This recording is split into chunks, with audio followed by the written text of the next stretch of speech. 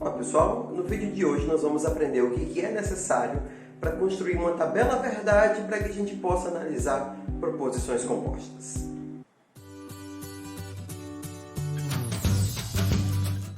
Para construir essa tabela, a gente precisa de duas informações: a quantidade de linhas e a quantidade de colunas. A quantidade de linhas ela é facilmente determinada pela quantidade de proposições simples que participam dessa proposição composta. Se são duas proposições simples, 4 linhas. Se são 3 proposições simples, 8. Se são 4, 16 linhas. Em geral, se são n proposições simples, então são 2 elevado a n linhas. Só não se esqueçam também de adicionar uma extra para que vocês possam colocar o nome de cada uma das proposições em cima. Independente do número de colunas, os campos associados às proposições simples, eles devem conter todas as possibilidades de organizar cada uma dessas proposições simples como verdadeiras ou falsas.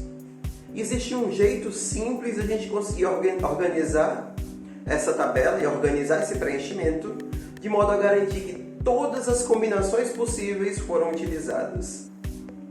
Para a primeira proposição simples, você preenche a primeira metade com verdadeiros e a segunda metade dos campos com falsos.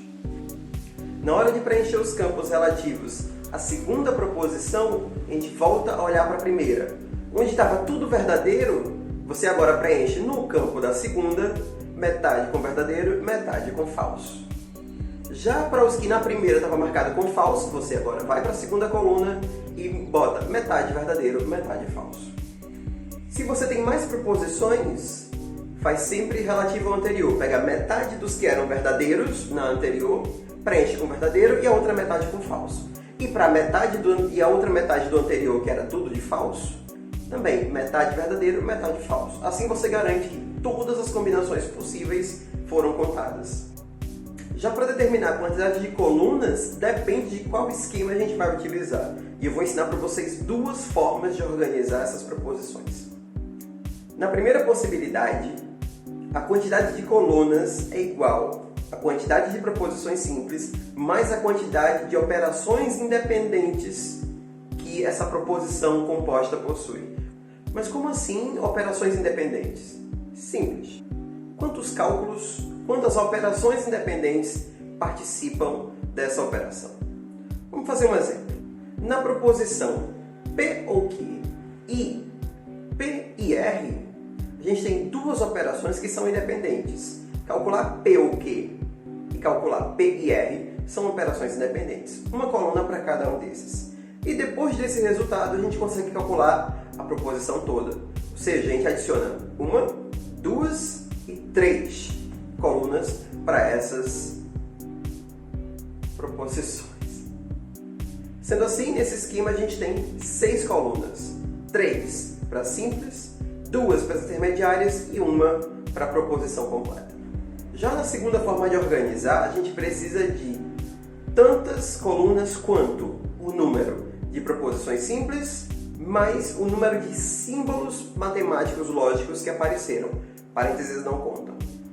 Na hora de preencher, cada coisa entra no seu lugar. Cada símbolo matemático entra numa coluna e cada proposição também entra numa coluna.